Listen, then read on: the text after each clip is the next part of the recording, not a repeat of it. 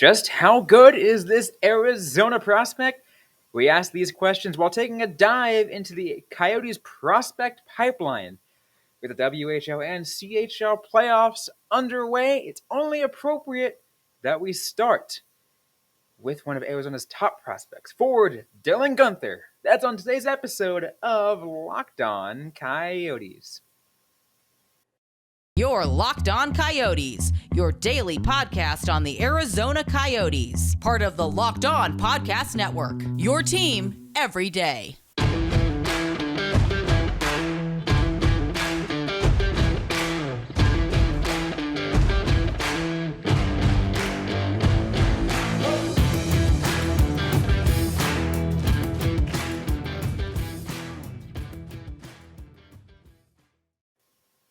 Welcome to the show, everybody. I'm your host, Robyn Leonio. That's Carl Pavlik.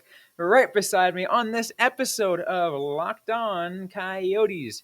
Before we get started, I want to let you guys know today's episode is brought to you by BetOnline. BetOnline has you covered this season with more props, odds, and lines than ever before. BetOnline, where the game starts. And I want to thank everyone for making Locked On Coyotes your first listen every day. We are free and available wherever you get your shows. But we got a prospect pipeline report, Carl, because the WHL playoffs are going on right now, and the today is Game 3 of the Eastern Conference Finals in the WHL between the Winnipeg Ice and the Edmonton Oil Kings. If you follow the Coyotes prospects, you know the Edmonton Oil Kings have 9th overall pick from the 2021 draft, Dylan Guenther, and that is the topic of today's show. Yep.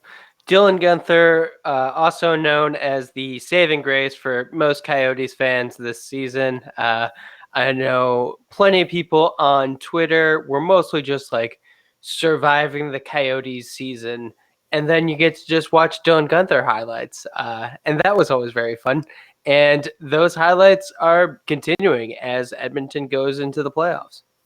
Dylan Guenther has definitely impressed in probably more ways than I would have expected. I mean, like, I knew he was going to be good. I mean, he was drafted 9th overall last year, so like obviously he's got some stuff going for him. But I'm looking at some of his stats right here. Let's look at his regular season stats first.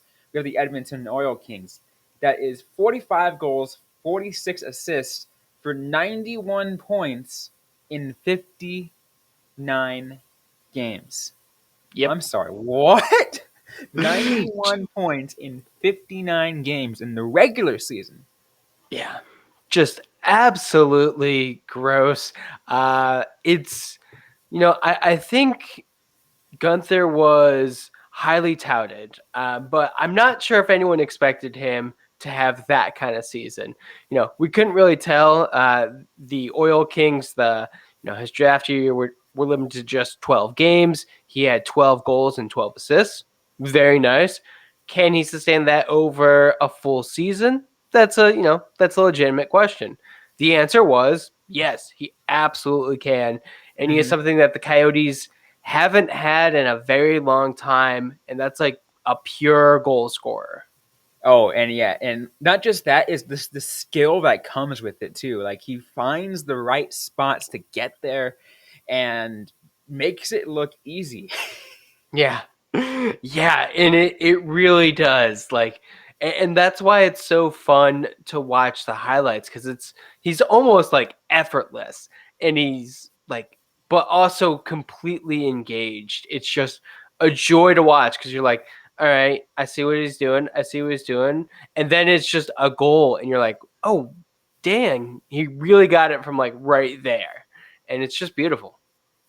And let's give him some extra credit too, because again, I just mentioned his regular season stats. Yep. Playoffs so far, again, he's still playing, and he's got 15 points in 10 games, including 11 goals. So 11 goals. So also still, over a point per game. Like, yeah. He is third in the WHL in goals scored. The two people ahead of him have played 2 more games though. So, one hat trick from Dylan Guenther, he could be right up there on top. Yeah, and it it is such a refresh to see all that, right? Because you know the Coyotes haven't had a crazy amount of luck with draft picks. I mean, they've had some good, some good pickups in the first round.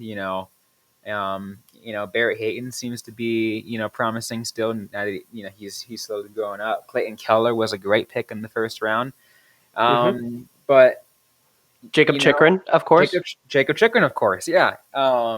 And it's just, but a lot of the other times you see something like you see a pick and you're just like, oh, what's going to come out of this? Especially, a top 10 pick, right? You kind of question yourself like, is this person going to pan out? Is this not going to pan out?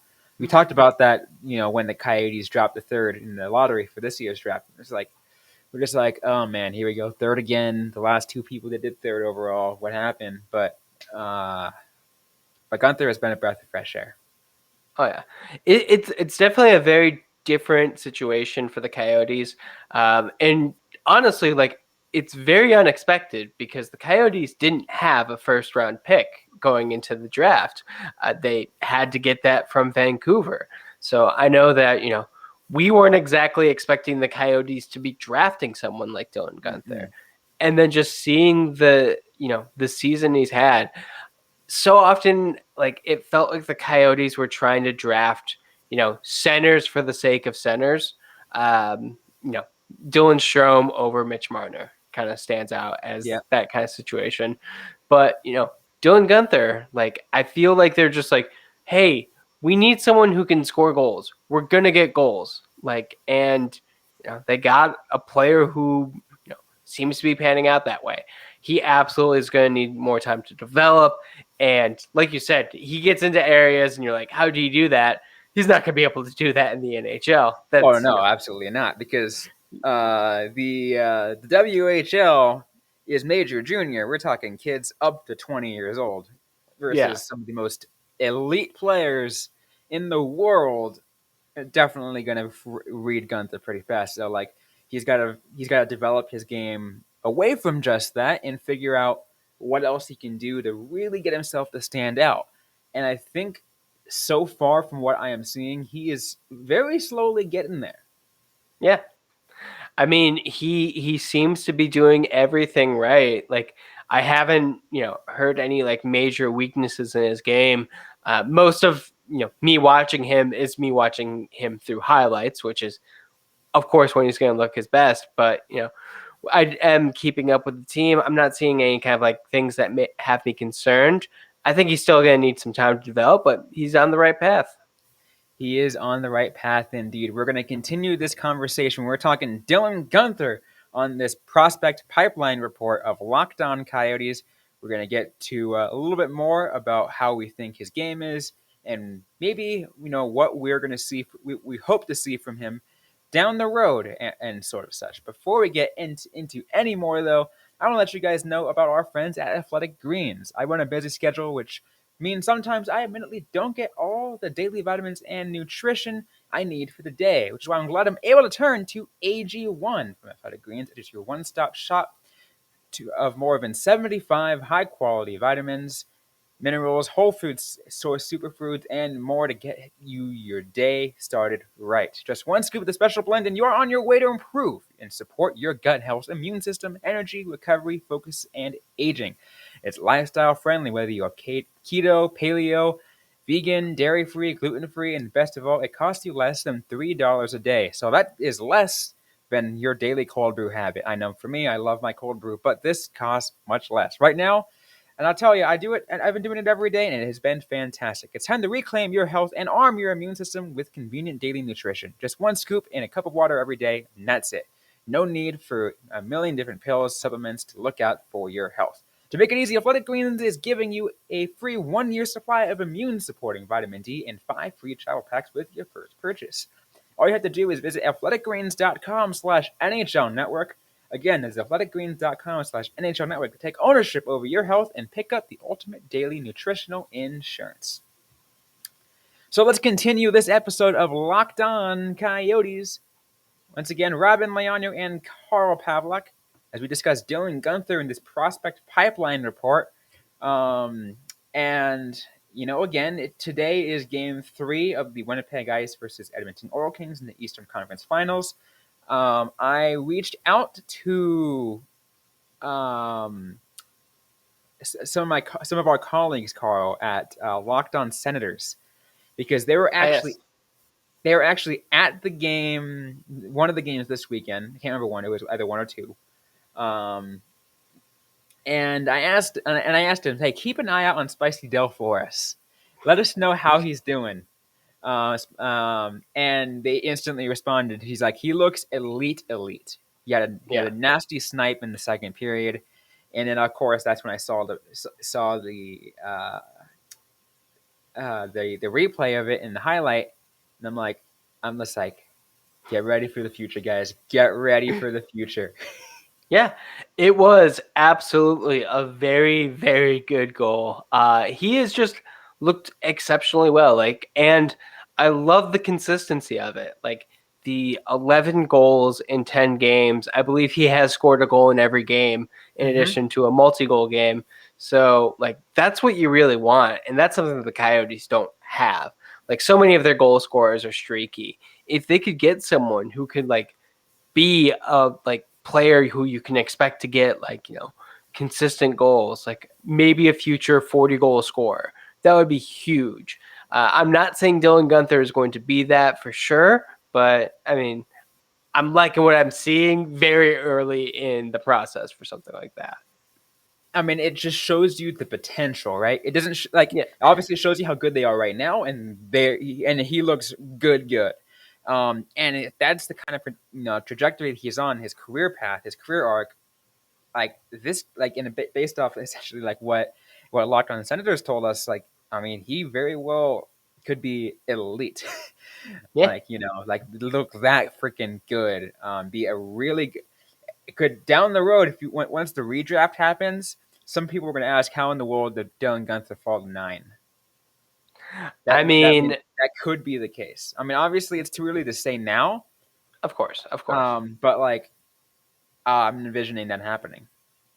Yeah, I mean, it's definitely a very good season for a player who absolutely needed to have one, because like I said, there was some question as to what he can do. Mostly that was because COVID just devastated the WHL season last year, but he has really kind of shown, be like, no, I am an elite player.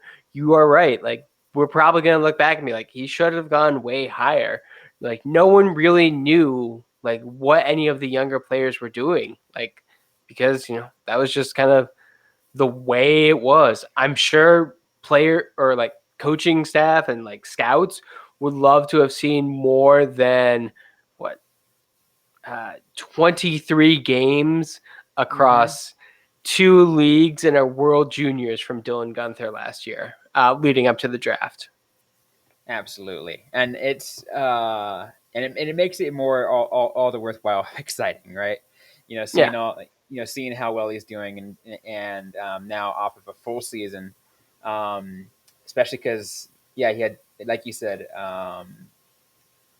that very few amount of games played last year, and it's just ooh man, what can you find out? And obviously it's oh yeah, it's a whole lot, and he's able to stay and in relatively I wouldn't say, I can't use the word consistent because it's not the same, but improving. Yeah. Look at his pre-COVID year, right? It was 58 games played in 2019-2020, and 59 points, still over a point per game. Yeah.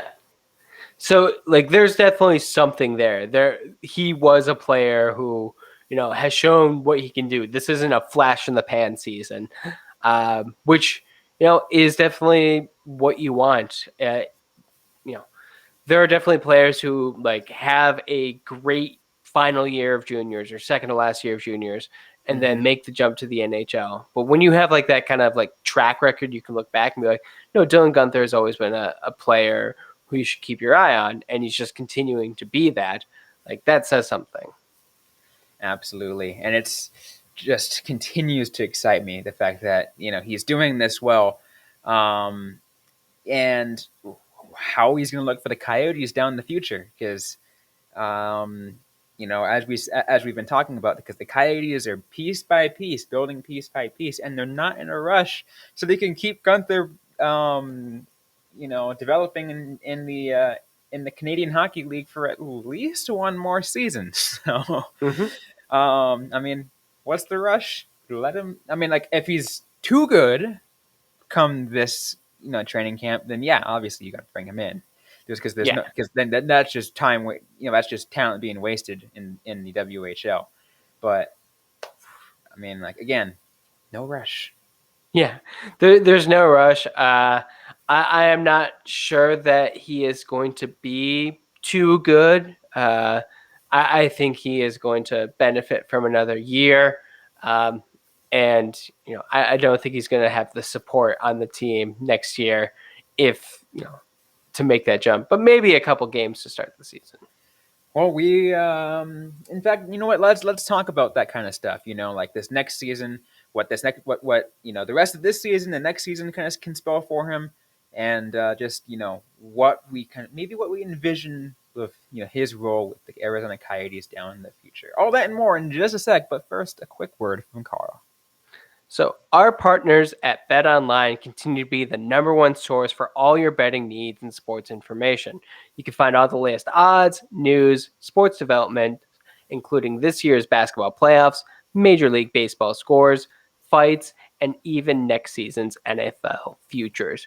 Also, if you are watching hockey, you get a lot of crazy things to bet on. You got the Battle of Alberta, you got the Battle of Florida. All of the games are crazy, so find some fun bets that you could do on BetOnline. BetOnline is your continued source for all your sports wagering information, from live betting to playoffs, esports, and more. Head over to the website today or use your mobile device to learn more about the trends and action. BetOnline, where the game starts. So let's continue this episode of Locked On Coyotes talking Dylan Guenther. Once again, as mentioned earlier, he is still in the playoffs at this time. At the time that we're releasing this episode, Game 3 is tonight against for the Edmonton Oil Kings against the Winnipeg Ice. We'll get to that maybe in a little bit, but let's talk a little bit about just more specifically Guenther's future before we maybe see how we can do for the rest of the playoffs. But actually, let's do that. How can Guenther perform for the rest of the playoffs, and how is it going to impact? Well, how we see things. I mean, at this point, I don't really think there's much more Guenther can do. Like, outside of the team winning, I think Guenther has kind of proven his point. He's like, I am a force to be reckoned with. Like, I hope he can continue the hot streak, but I'm sold. I am fine. I am, not committed to the Oil Kings winning the playoffs to be like a sign that Guenther is a hit. I mean, he is one of the top people with the. He is the top scorer for the Oil Kings right now, for sure. And like I said, top 3 in the league for the playoffs right now. One of the players is actually, and one of the other top ones is actually from the Winnipeg Ice. They're the team they're up against. Yep, that's always fun. And he's got a couple teammates out there helping him out. But one thing I'd really love to see, and obviously, I'm not, diving deep into the WHL and the Canadian Hockey League and seeing what's going on over there and comparing team by team. But,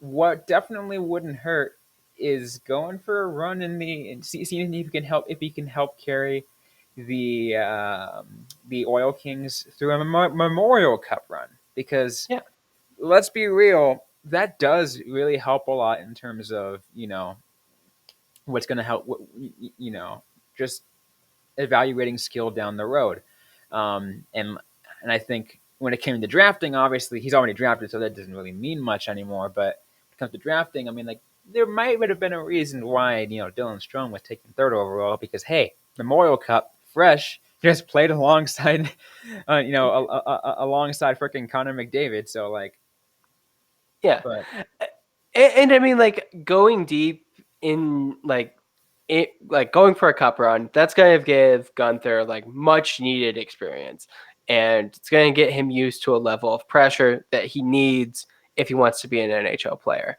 So like it's great if they do it. I just like I don't know enough about the team to know like how much they can go. Uh, like I think you said that Winnipeg is also on there, but I'm seeing a lot more Winnipeg team or players like on the goal list more so than Edmonton. So like I don't want to go too much into like I don't know what his support is. I don't know what the rest of the lineup is. But yeah, I would love to see him go deep. what was fun is I actually looked at the I just looked at the bracket to see how things were in both the Oil Kings and the Ice. They just freaking ran through their side of the bracket. So Yeah, two hot teams meeting. That's always fun. But yeah, like I said, I think like Dylan Guenther has proven what he can do. Uh, like I said previously, I'm not sure he's going to be on the team next year. I think that's fine. I mhm. don't think he's going to be overcooked, but I think he definitely has a long-term future with the Coyotes. Yeah, and again, I think that goes to like you said, you don't see him being too good come come training camp, um, which again, which would make sense. And like I said in the previous segment, is he's still got that 1 year left of eligibility in the Canadian Hockey League before Yeah, that 20 year that before he turns 20 and event and has to get sent to and he has to go pro, which means that it's either Roadrunners or Coyotes. Which by that point you'd hope he's good enough for the Coyotes. yeah. Although I do kind of wonder, maybe he could use a year in the AHL. It is a league for that sort of thing. Mm-hmm. Uh, But I usually, if you are a top 10 pick in an NHL draft, I mean, yeah, they you go like a lot go through the AHL, and it happens. Like last year because there wasn't a CHL, the freaking Ontario Reign had what, um, uh, who do they have? Okay, there's I can't think of Ontario, but the San Diego Gold had Jamie Drysdale and Trevor Zegras on their team. Like, what's oh yeah, like, and it makes that made sense, but it's hard to say. I mean, maybe a year also in Tucson for Guenther, but I think to keep in mind is just the overall timeline of how things go. Um, I'm not sure if you know the top this information on the top of your head, but do you know what the slide deals are in terms of how many years you can slide in the LC? once I believe. You can only slide it once. Hmm. Okay, good to know. Because he's already on his ELC. Yeah, I may be wrong with this slide one. I did not look that up before, but here is what I will say about Dylan Guenther. I think that the Coyotes are at a point in their rebuild where patience is the best thing for Guenther's development as well as his mental game. You do not want him to be on the Arizona Coyotes team next season. We have talked about like that is not going to be much improvement over this past year, if Mm-mm. any. I think it'll be a little bit more. I think there'll be like a step up, but it depends a lot on who Bill Armstrong gets this offseason. But yeah, just like, when we talked about the Coyotes drafting Cooley, like, and he's going to college to play, Mhm. like, it's fine. Like, let the prospects Let simmer. them, yeah, let them develop as much as you can, and have them ready come 2024, 2025, in which the Coyotes will be right back on track. Yeah. And if you look at a player like Clayton Keller, he didn't have to go to the AHL. And it's entirely possible that Dylan Guenther won't either. But let's be realistic. Some players do. Some players need to like work on, their defensive game, like playing away from the puck, getting the right habits for, a professional athlete. Because it is a very big jump from juniors to the NHL. Like Yeah, very or big. yeah, oh yeah. And the one thing you just don't want to do, and I think this tends to be a case with the overcooking of certain players, is they end up becoming what I call, and what a lot of other people call, a quadruple A player. Is Yeah. they're too good for the American Hockey League, but they just cannot translate into the NHL. And I Yeah. know there's probably a few people that who I'm thinking about, that in just the Coyote system, who fit Yeah. into that mold of being a quadruple A player. Um, and it Yeah. sucks. It really sucks. Like you hope you could see the best of that, and I think, and that's why I'm very cautious about about Guenther and making sure he doesn't stay down too long based off his skill set. Yeah. And I really don't think there's, I'm not sure. Like, it'll be interesting to see, like, how he shows up to camp. I think he could probably, like, he'd probably benefit from gaining a couple pounds, like, because, he's still a teenager. Hmm. Like, and physically, I'd like to see him develop more that way. He's listed 6'1.5", 181 pounds, which, good, but especially with the height, I'd like a little bit more. And, for a player like him, I think his play away from the puck is going to be the major factor. But I would not be surprised if, he gets a couple games with the Coyotes and then they send him back. I don't know what Bears' feelings on that is. As a former, you know, juniors coach, you would think he would know how to best handle a player like Dylan Guenther, which Hmm. is why I'm glad that the team is set up the way it is. I'm glad, like, and this is the perfect example of why, like, you brought in a junior, like, Coyotes brought in a junior player, right? Because I mean, a junior coach to coach their team, and instead of recycling the same old white dude, um, because because again, you're trying something new, and you're getting someone with that kind of experience working with the younger players as they're developing, into their next step. And again, and that's why I point to the 2024, 2025, because by that time you're hoping Cooley has, is ready for the game. Guenther is ready for the game. Doan may be so by that point. I think Dylan's going to be a little bit more. Well, that might be that he might be like a senior in college by that point or whatever. Yeah. Um, and then a lot of the other, maybe crossing your fingers, Arizona Coyotes get Connor Bedard, another game changer right there, and then all of a sudden things are different by that year. Like, Yeah. Also, um, hopefully Victor Soderstrom it is is where he needs to be.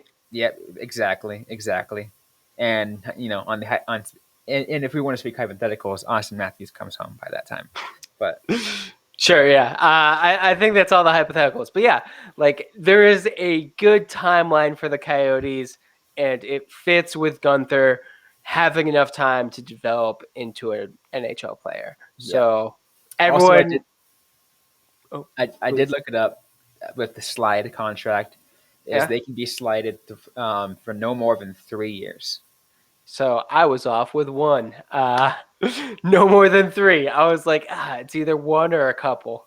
Yeah. But thank you for looking that up. Hopefully you didn't leave an angry comment without waiting to the end, listeners. Right?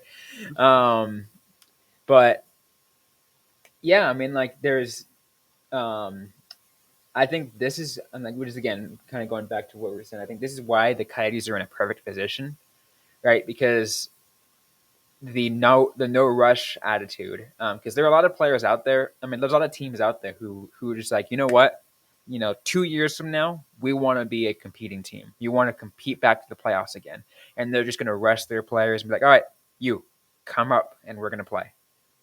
Um, and that ends up, becoming a major problem. Um, Hmm. and because they're so set in their ways on that, I'm glad the Coyotes are committed to a full rebuild. Does it suck because they're going to be a not good team for a while? Yeah, of course. Because I mean, it does. I mean, it would suck for anybody to have to follow, be a fan of, cover, whatever. One of the worst teams in the league. But you know, as we talked about, it's that short-term pain for long-term success. I am fully committed, Carl, to the rebuild, the vision of this rebuild that so far Bill Armstrong has implemented. I am excited to see how he is going to execute it when it comes time to the emergence period. Yeah. I mean, it really is going to depend on how things actually happen in the next couple of years. Because right now we're just talking hypotheticals. We're trying to envision the future, but things are lining up good. Absolutely. But that is about it. We are out of time for this episode of Locked On Coyotes. If you like what you heard, don't forget to leave a review, like, comment, subscribe if you have yet to already. We are available everywhere you get your podcast, including on YouTube. As a reminder, everyone, we'll never have a paywall, so you never have to pay to view or listen to any of our content. But don't forget to interact with us on social media. We're on Facebook, facebook.com/LockedOnCoyotes, on Instagram at LockedOnCoyotes, and on Twitter at LO_Coyotes. I am personally at Robyn _Leano. That is Robyn with a Y _Leano. Carl Pavlok is Carl Pavlok FFH. Interact with us, ask the question you might have, and we'll answer right back, or on a future episode of the Locked On Coyotes podcast. Thanks again, everyone, for listening to today's episode. Hope you guys are staying safe out there. Hope you guys are staying healthy. And don't forget to howl on.